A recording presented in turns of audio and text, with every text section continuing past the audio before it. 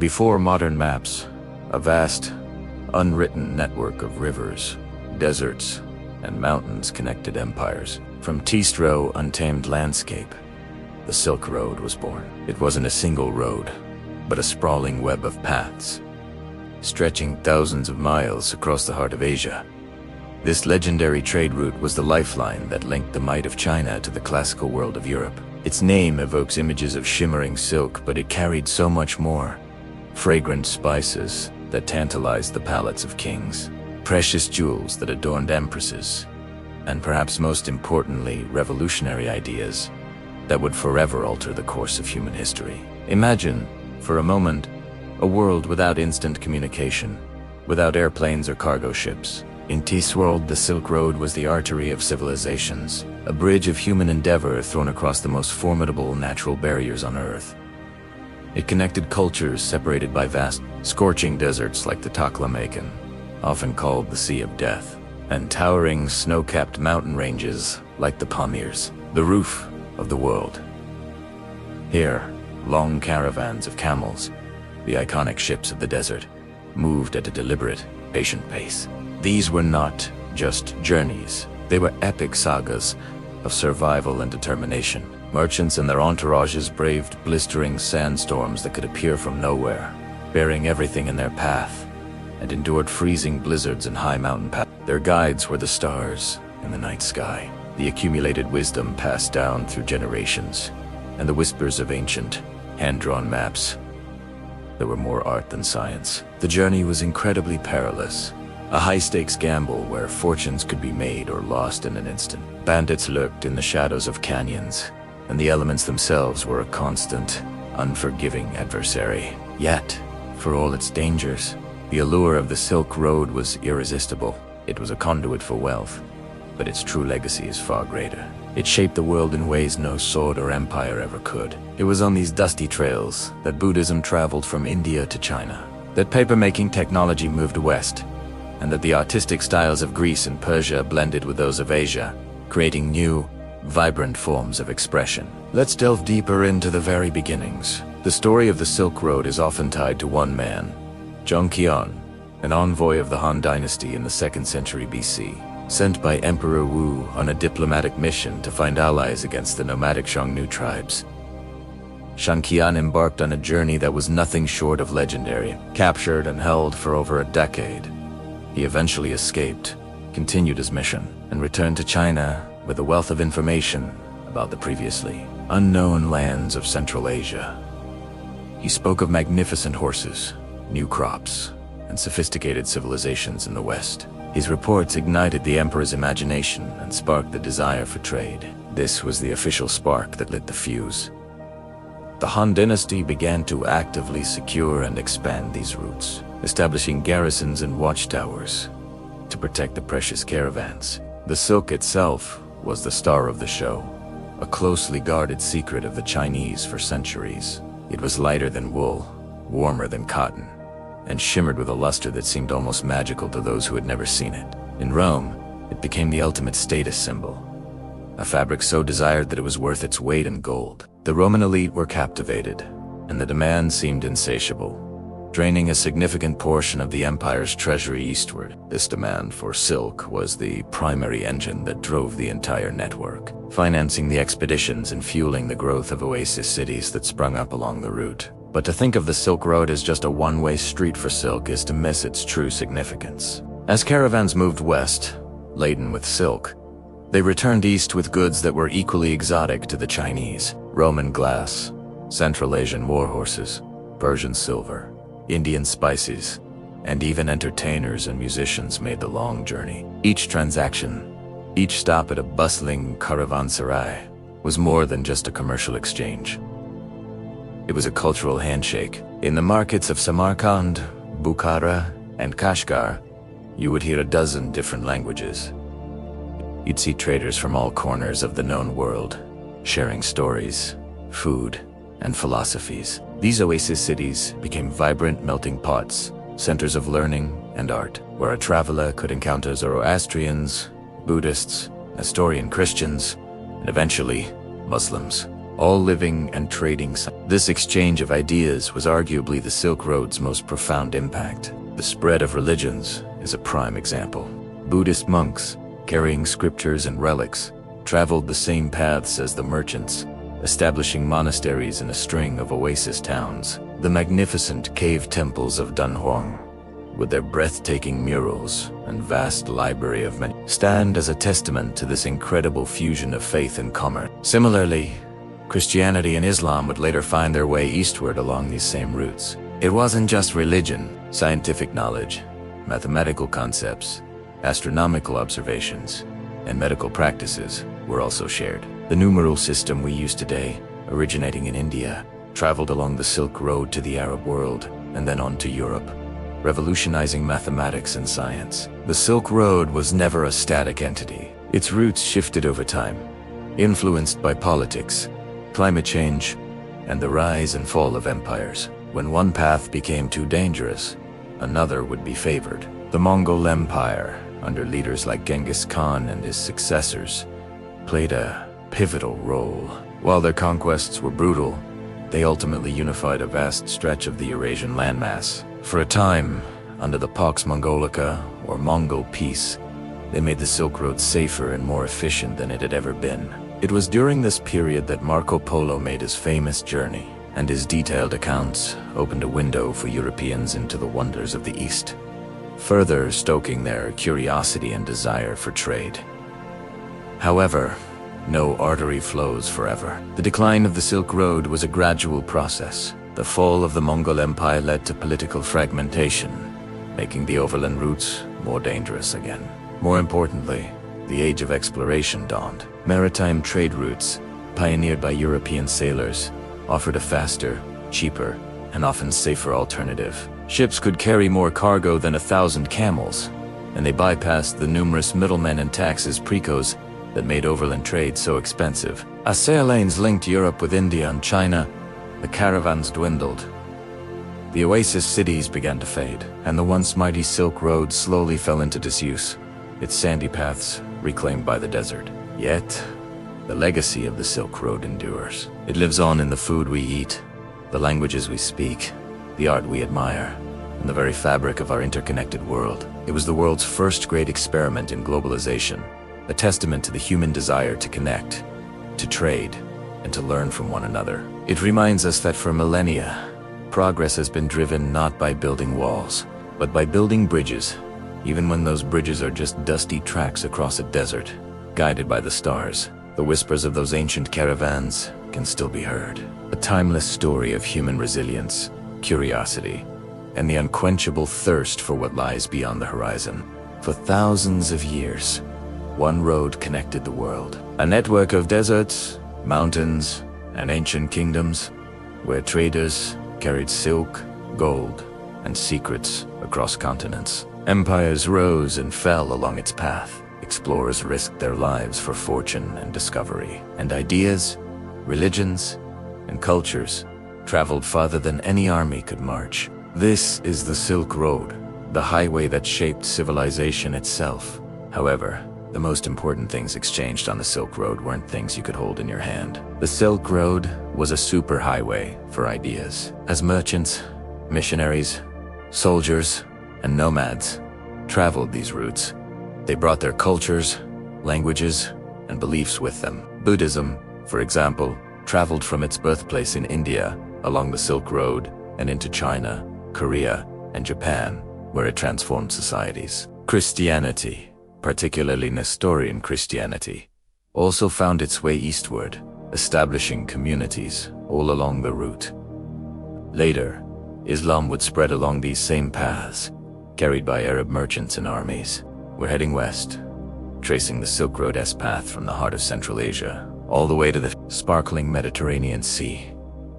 Our story begins where the Eastern caravans ended, in the lands of Persia, India, and beyond. This isn't just a tale of trade. It's the story of how continents connected, empires rose, and ideas caught fire, reshaping the known world forever. So buckle up as we explore the western half of this incredible network.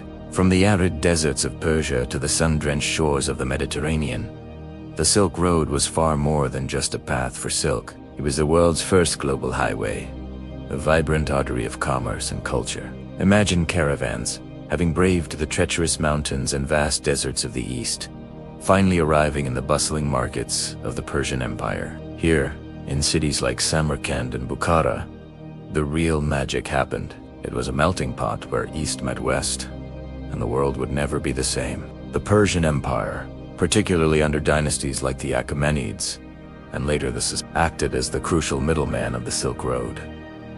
Geographically, they were perfectly positioned, bridging the gap between China and the Roman world. But their role was much more than just a passive conduit. Persian merchants were masterful traders, organizing massive caravans, establishing secure trading posts, or caravanserai, and creating a stable environment where commerce could flourish. They didn't just pass goods along, they added their own, transforming the flow of trade. Think about the sheer scale of it. A caravan arrives, laden with Chinese silk. Persian artisans might buy this raw silk, dye it with their famous rich colors, and weave it into magnificent textiles or intricate carpets that were prized throughout the ancient world. These weren't just goods anymore. They were cultural artifacts, infused with Persian artistry. They also exported their own treasures: stunning metalwork, fine glassware, precious stones like turquoise, and, of course, the world-renowned Persian carpets. The empire grew immensely wealthy, not just from taxing the trade passing through, but by actively participating in enhancing it. As the caravans continued their westward journey, they would traverse the rugged landscapes of modern-day Iran and Iraq. The path wasn't easy. It wound through harsh deserts and formidable mountain ranges. To support this constant flow of traffic, the Persians built and maintained an incredible infrastructure. The Royal Road, an ancient highway system, was integrated into the Silk Road network. Along these routes, caravanserai dotted the landscape every 20 to 30 miles. These weren't just simple rest stops. They were fortified inns offering food, water, and shelter for travelers and their animals. They were buzzing hubs of activity, places where merchants from different cultures could exchange not just goods, but stories, news, and knowledge. From the heart of Persia, the Silk Road branched out. One major route pushed south, towards the vibrant and diverse lands of the Indian subcontinent. India was a treasure chest of its own, a source of goods that were in high demand across the globe. Imagine the scene in ancient Indian port cities like Barbarakan or Muz. Docks would be teeming with merchants haggling over prices, the air thick with the scent of exotic spices. Indian kingdoms, like the Xi'an and Gupta empires, grew powerful by controlling these trade routes. What did India offer the world? Spices, above all. Pepper, cinnamon, cloves, and nutmeg were worth their weight in gold in Roman kitchens. They were used not just for flavoring food, but also as medicines, perfumes, and even in religious rituals. India also exported precious gems like diamonds and pearls, fine cotton textiles that were lighter and more comfortable than anything produced in Europe, and exotic animals for Roman arenas. And in return, they imported Roman gold and silver coins, glassware, wine, and metals. This exchange wasn't one-sided. It was a dynamic interplay that enriched both civilizations. But the most profound exchange wasn't material. The Silk Road was a conduit for ideas. Buddhism, born in India, traveled east. Along these very trade routes, carried by monks and merchants, it found fertile ground in Central Asia and eventually China, where it transformed societies and became a major world religion.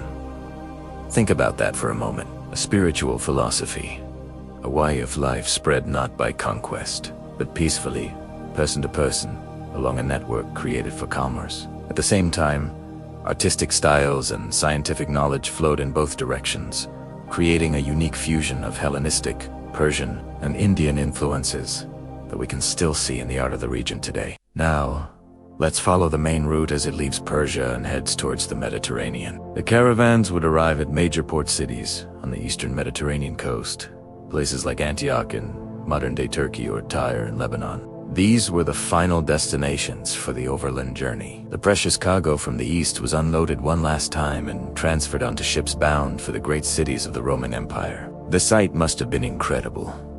warehouses overflowing with silk, spices, porcelain, and countless other exotic goods, ready for the final leg of their journey across the sea.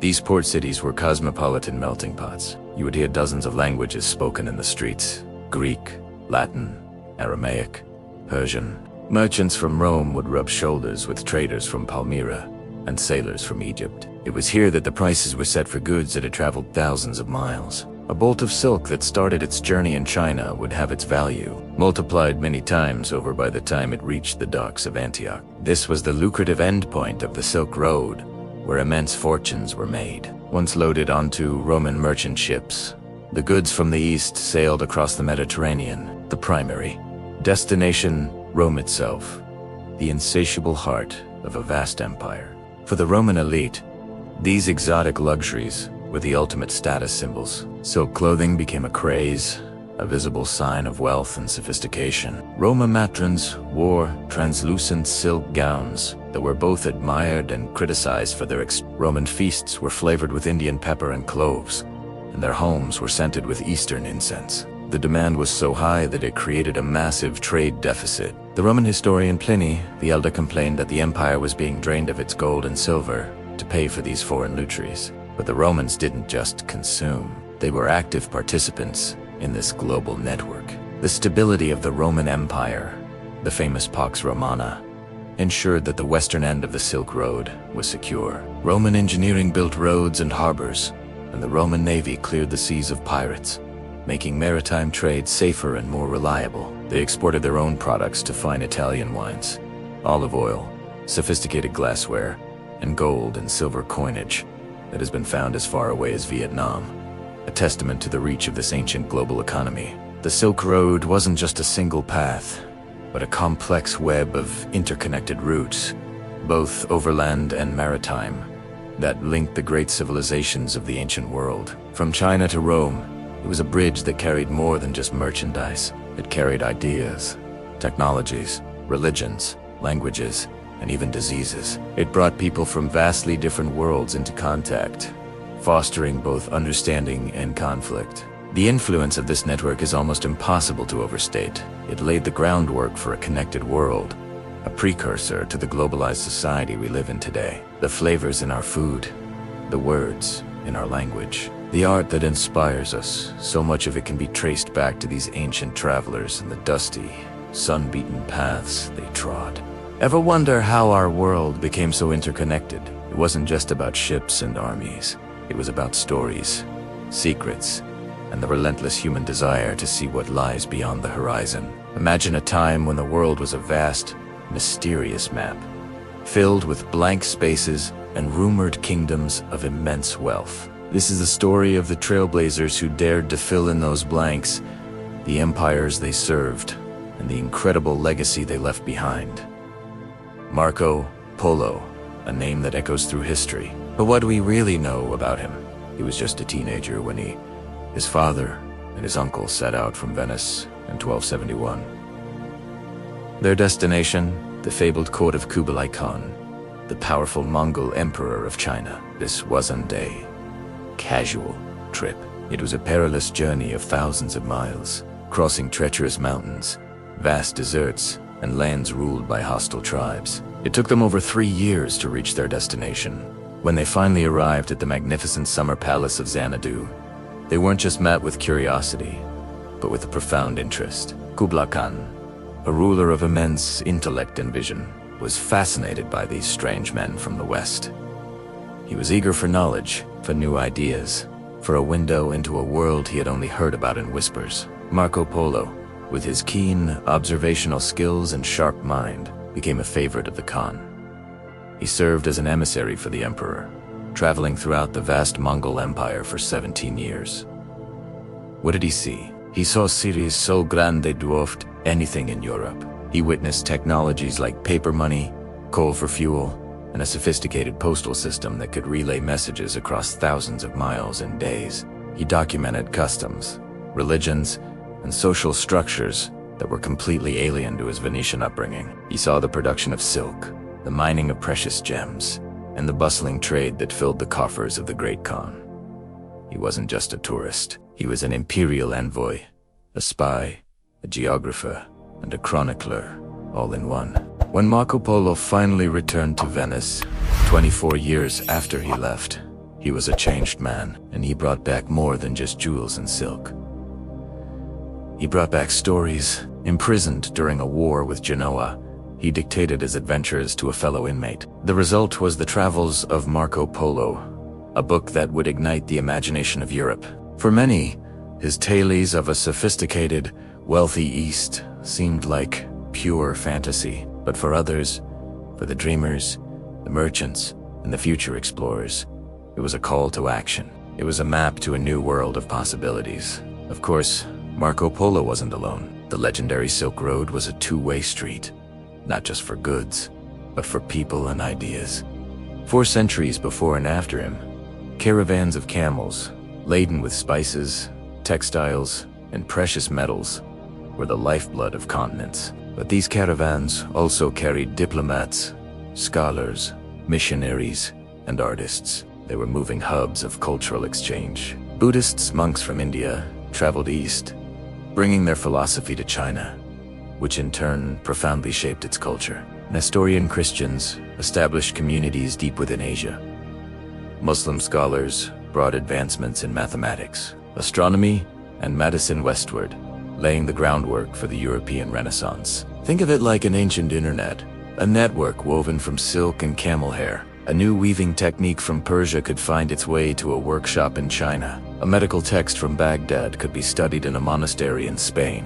The blue and white porcelain that we associate so strongly with China was actually a product of this global exchange. The cobalt blue pigment came from Persia, prized by the Mongol court, and was applied to Chinese porcelain, which was then exported back across the Silk Road. It was a cycle of innovation driven by international demand and cross-cultural collaboration. Empires understood the power of this network. Sending an ambassador was as crucial as sending an army. These envoys were not just messengers.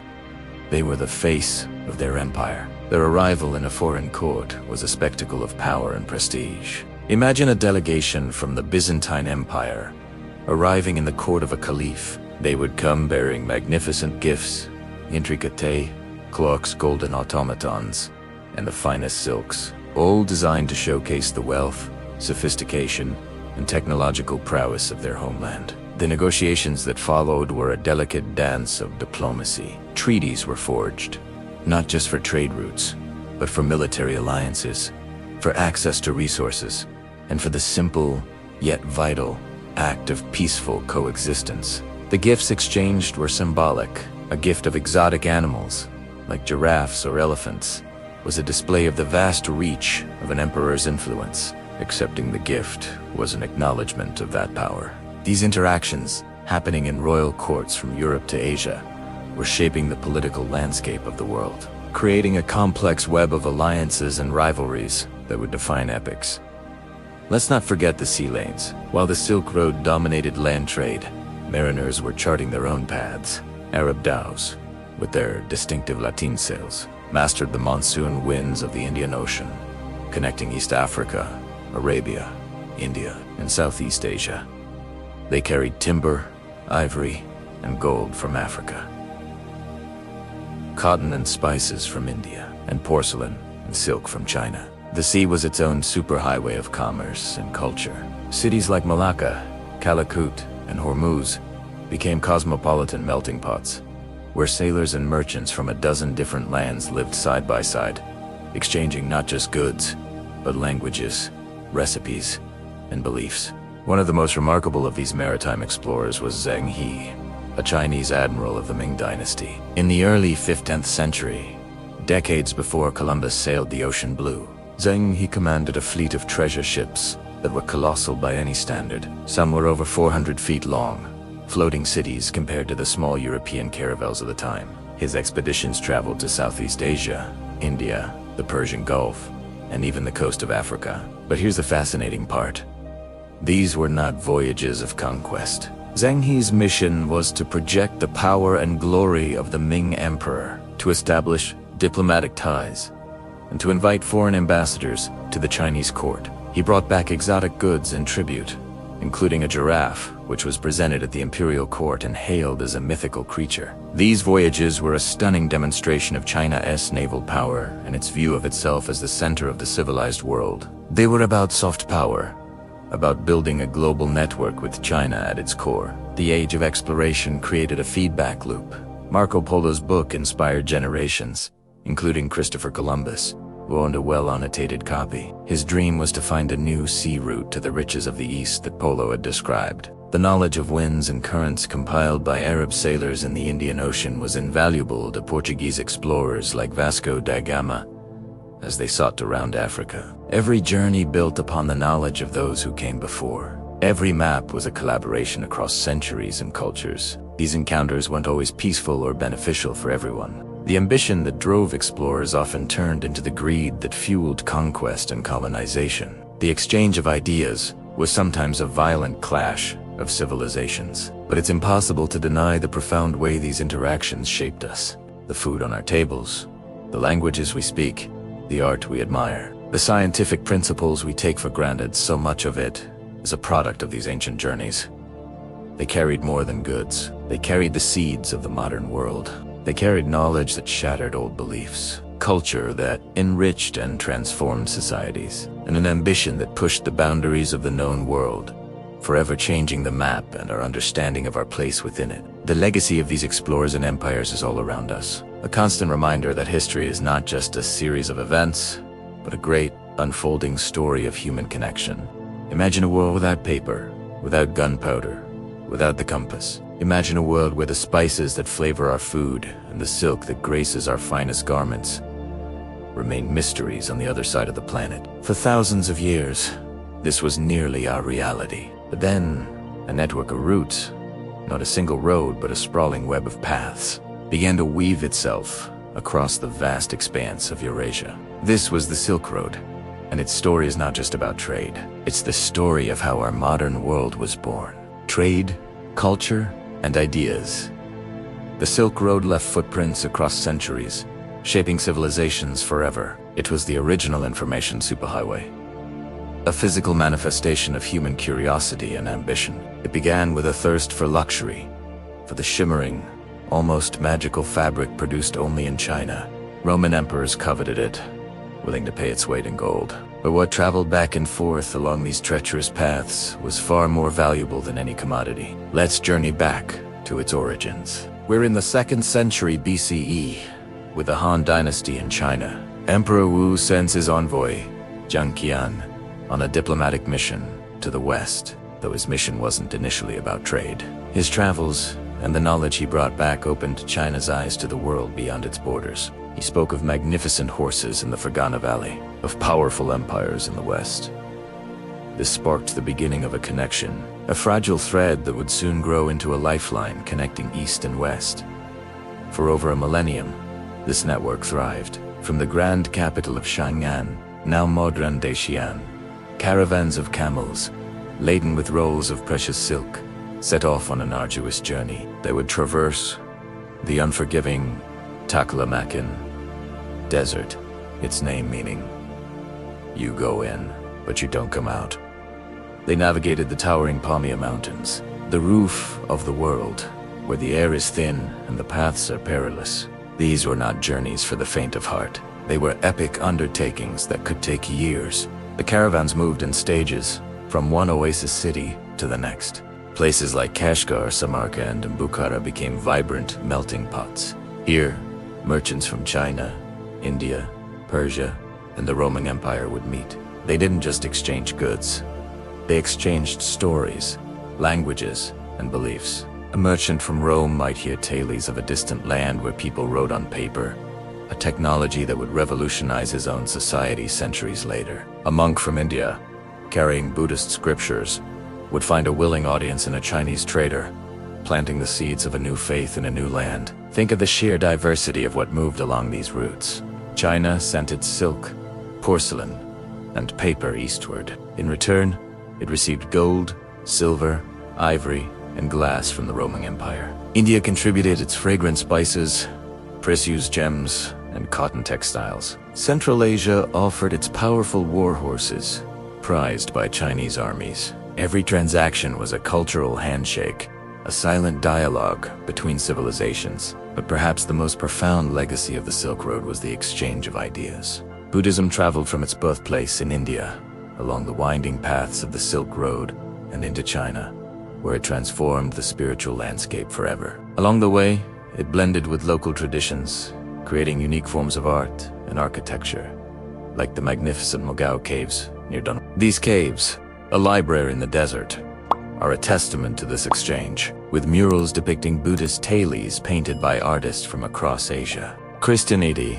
particularly Nestorianism, also found its way eastward, establishing communities deep within China. Islam, carried by Arab traders and conquerors, spread across Central Asia, leaving an indelible mark on the region's culture, science, and architecture. The grand mosques and madrasas of Samarkand and Bukhara stand as glittering monuments to this era. The Silk Road was also a conduit for science and technology. The Chinese innovations of papermaking, printing, the compass, and gunpowder were world. Imagine the moment a European traveler first saw a printed book or understood the power of a magnetic compass.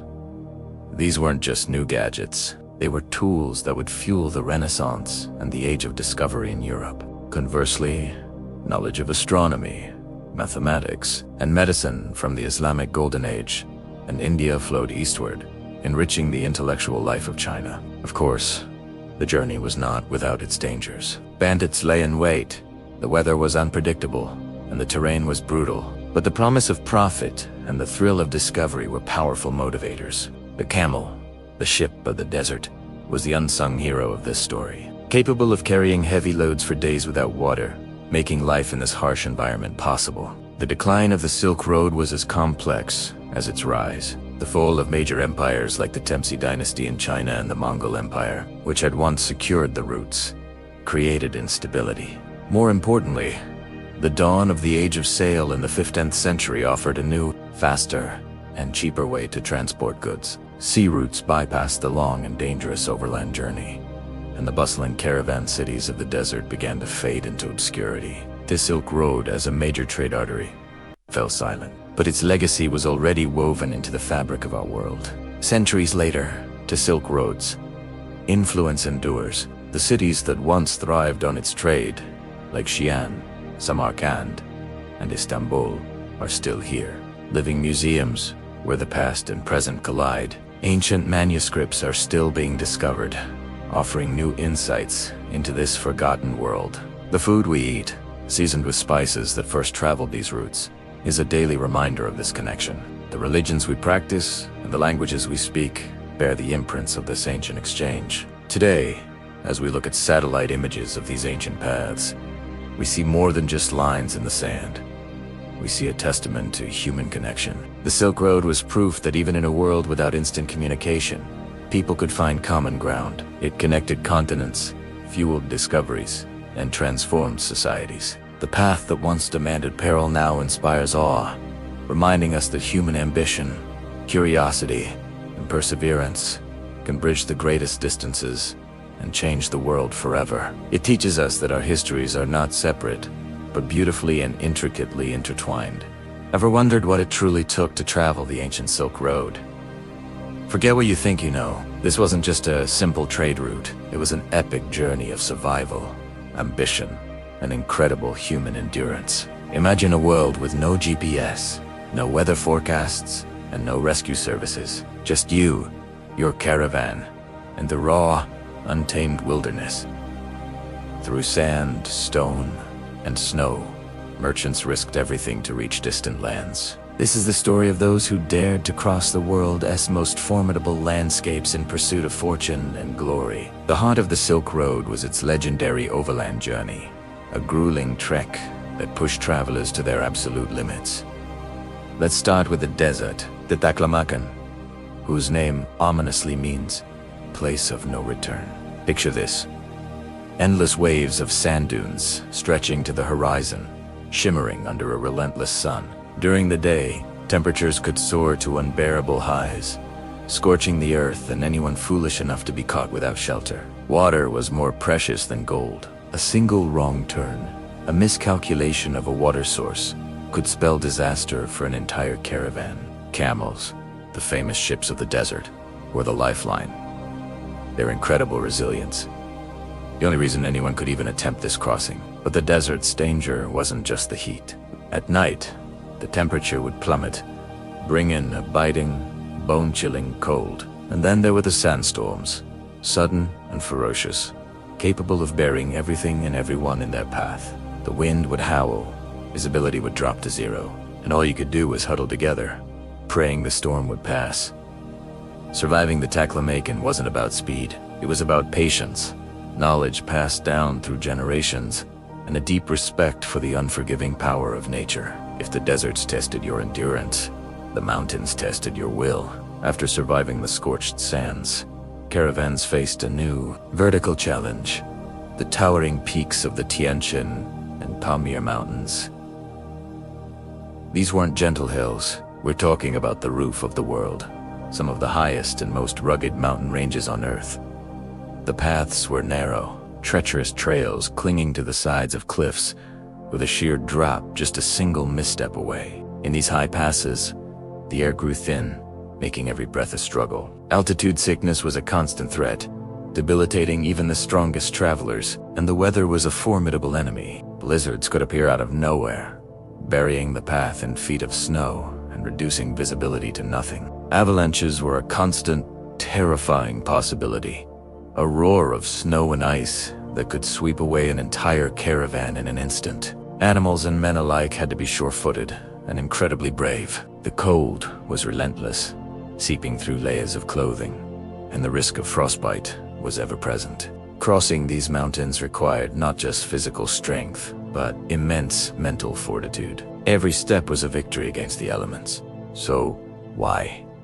Why would anyone willingly face such overwhelming odds? The answer lies in the incredible rewards that awaited them. This perilous journey was the artery connecting east and west, and the goods it carried were the lifeblood of empires. From the east came the most coveted luxury of all: silk. So valuable, it was literally worth its weight in gold in Rome. But it wasn't just silk. Caravans carried exotic spices like cinnamon and ginger that would transform the cuisines of Europe, fragrant perfumes, delicate porcelain, and ingenious inventions like paper and gunpowder that would reshape the world.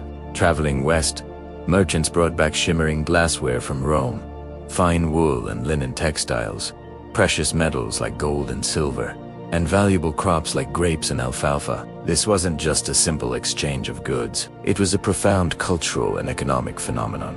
The immense profits to be made could turn a common merchant into a wealthy nobleman, but the risk was equally immense. Every bale of silk, every sack of spice, represented a gamble against deserts, mountains, bandits, and disease. It was the ultimate high-stakes trade. Let's not forget the human element behind this grand exchange. The caravans themselves were fascinating, multicultural worlds on the move. They were led by experienced caravan masters, men who knew the routes, the oases, the mountain passes, and the subtle signs of the weather like the back of their hand. The traders were a diverse group: Sogdians, Persians, Indians, Chinese, and many others, each speaking different languages and practicing different faiths. To communicate, they often used a pidgin language, a blend of various tongues developed along the route. But it wasn't just merchants. The caravans also carried Buddhist monks traveling to India to study scriptures, Christian missionaries heading east, diplomats on secret missions, and even entertainers looking for new audiences. They were mobile communities, relying on each other for survival. At night, they would gather around campfires, sharing stories, food, and news from distant lands. This constant interaction was just as important as the trade itself. Ideas, religions, technologies, and artistic styles traveled along with the silk and spices, creating a vibrant cultural fusion that shaped civilizations for centuries. The legacy of these journeys is all around us, woven into the fabric of our modern world. The Silk Road was more than just a trade route. It was the world's first information superhighway. It connected disparate cultures and laid the groundwork for a truly globalized world. The determination of those ancient travelers, who faced down deserts and mountains, serves as a powerful testament to the human spirit's desire to connect, to discover, and to build a better future. They didn't just move goods, they moved ideas. They didn't just cross landscapes, they bridged worlds. The risks were astronomical, the journey perilous, but the reward, the interconnected world we know today, was worth every single step. In the heart of China, silk and secrets wove a path that would change the world. For thousands of years, this vast and ancient land held a monopoly on one of the most coveted treasures in human history. The art of making silk, but this is just one thread in a much grander tapestry. China, the cradle of civilization, the origin of not just silk, but also tea and porcelain, was a world unto itself, a powerhouse of innovation and culture that would shape the destiny of nations far beyond its borders. We'll walk through the bustling streets of ancient capitals, where the air hummed with the energy of commerce and discovery. We'll step into the quiet, sacred spaces of imperial workshops, where the secrets of Sara culture were guarded more closely than gold. Here, in the gentle clatter of looms, artisans transformed the delicate cocoons of silkworms into shimmering bolts of fabric, textiles so fine they were reserved for royalty and became a currency in their own right. These weavers, with their nimble fingers and generations of knowledge, had no idea their craft would one day clothe emperors of Rome and the kings of Europe, sparking a global trade network that would connect East and West like never before. Imagine the scene: a marketplace in Xi'an, the sprawling capital of the Thames dynasty. It's a kaleidoscope of sights, sounds, and smells. Scholars in flowing robes debate philosophy, poets recite verses under willow trees, and travelers from distant lands stare in awe at the sheer scale and sophistication of this magnificent city. This wasn't just trade, it was a vibrant exchange of ideas, technologies, and beliefs that enriched every culture it touched. Looming over this world of commerce and culture was the Great Wall, a colossal stone dragon snaking across the northern frontier. More than just a defensive barrier, it was a symbol of imperial power and a guardian of the prosperous trade routes it protected. It stood as a silent sentinel, watching over the caravans that snaked their way along the Silk Road, ensuring the lifeblood of the empire could flow uninterrupted. While the wall defined its physical borders, China's influence was expanding far beyond. Its innovations, from paper and printing to the compass and gunpowder, were slowly seeping out into the world, fundamentally altering the course of human development. These weren't just inventions. They were the seeds of modernity, planted in the fertile ground of an ancient civilization. The story of China is a story of contrast and continuity. It's the story of immense imperial power and the quiet dedication of a single artisan. It asks the story of grand monuments like the Forbidden City and the delicate beauty of a hand-painted teacup, the imperial palaces, with their golden-tiled roofs and intricate courtyards, were the nerve centers of the empire, places of ritual, politics, and power. Yet, just beyond their walls, the real magic was happening in the homes and workshops of ordinary people. It was in the hands of the potter, shaping clay into elegant vases, each piece a testament to a deep understanding of form and fire. It was in the precise, methodical process of the tea master, who knew exactly when to pluck the leaves and how to roast them to perfection, unlocking a universe of flavor and aroma. These three treasures, silk, tea, and porcelain, were more than just commodities. They were ambassadors of Chinese culture. Silk represented luxury, beauty, and refinement. Porcelain, with its durability and elegance, became known simply as China, its name synonymous with its origin. And tea, initially used for medicinal purposes, evolved into a social ritual, a symbol of hospitality and contemplation that would conquer the world. From the courts of England to the tea houses of Japan, each object told a story of the land and the people who created it, a story of patience, skill, and a profound connection to nature. As we look at these artifacts today, we're not just seeing beautiful objects. We're looking at the tangible results of centuries of experimentation and refinement. We're connecting with a history that feels both epic and deeply personal. The shimmering silk, the translucent porcelain, the fragrant tea leaves, they are whispers from the past, inviting us to explore the incredible legacy of ancient China. They remind us how the dedication of artisans in a remote workshop, the ambition of emperors, and the courage of merchants can converge to create a network that spans continents, and weaves all of humanity into a single shared story. This is the legacy of the Middle Kingdom, a story that began with a single, delicate thread of silk and continues to unfold even today, where empires met, ideas, religion, and art traveled as freely as silk. This wasn't just a trade route, it was the world's first global superhighway of thought. For centuries, the Silk Road wasn't merely a path for caravans laden with spices, gems, and precious fabrics. It was a dynamic network, a living, breathing entity that pumped knowledge, faith, and innovation across continents. And at its very core, pulsing with life, was Central Asia.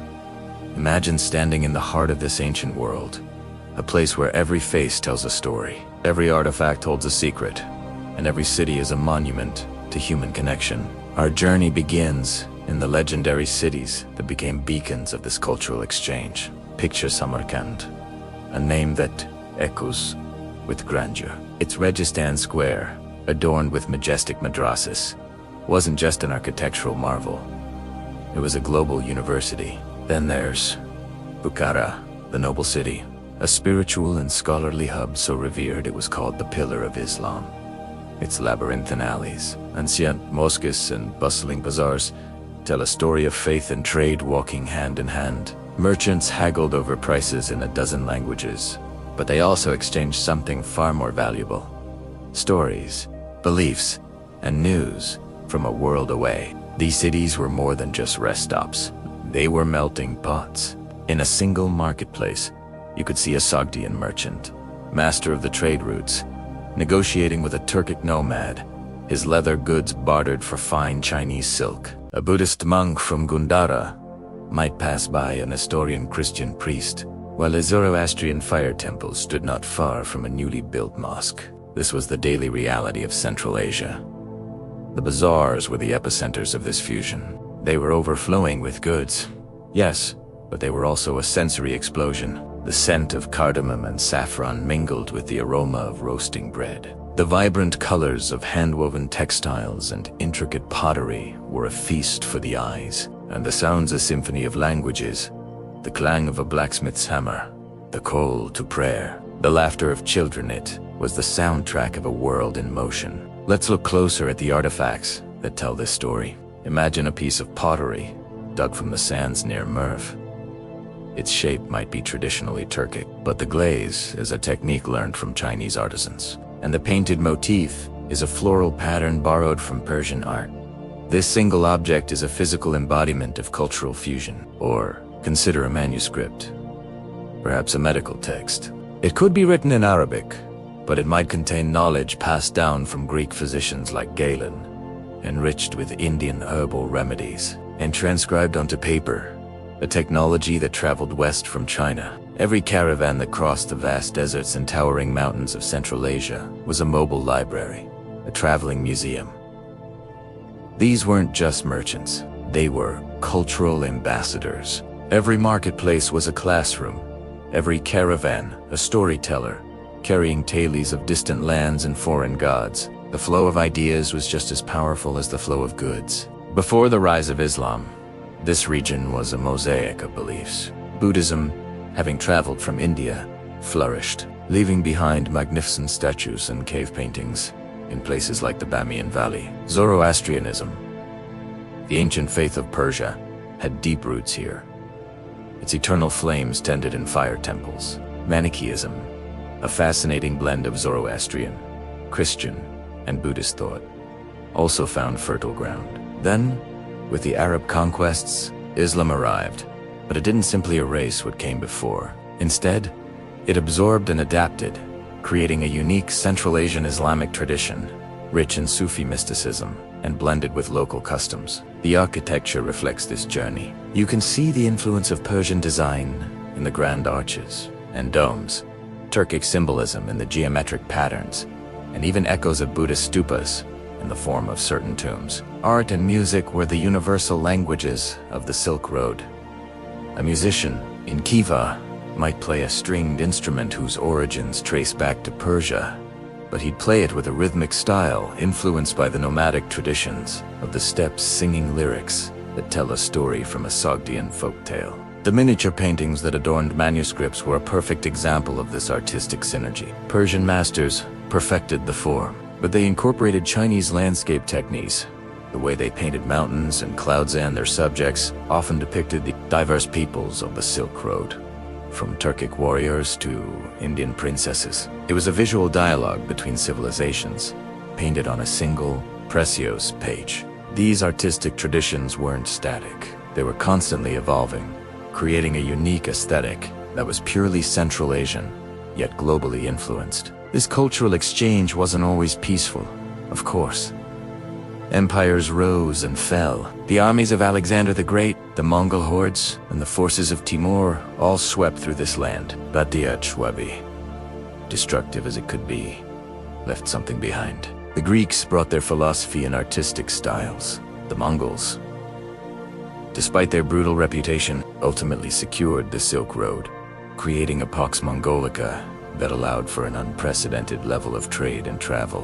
Marco Polo's famous journey was made possible by this Mongol-protected peace. Even the great conqueror also gathered the greatest artisans and scholars from across the conquered lands and brought them to his capital, Samarkand, forcing a fusion of genius that resulted in some of the most breathtaking architecture the world has ever seen. The legacy of this incredible crossroads is still alive today. When you travel through Uzbekistan, Tajikistan, or Kyrgyzstan, you are walking in the footsteps of history. The hospitality, a cornerstone of nomadic culture, is still deeply ingrained. The Nowruz festival, celebrating the Persian New Year, is celebrated with traditions that are thousands of years old. The intricate patterns in a traditional Suzani embroidery tell stories passed down through generations.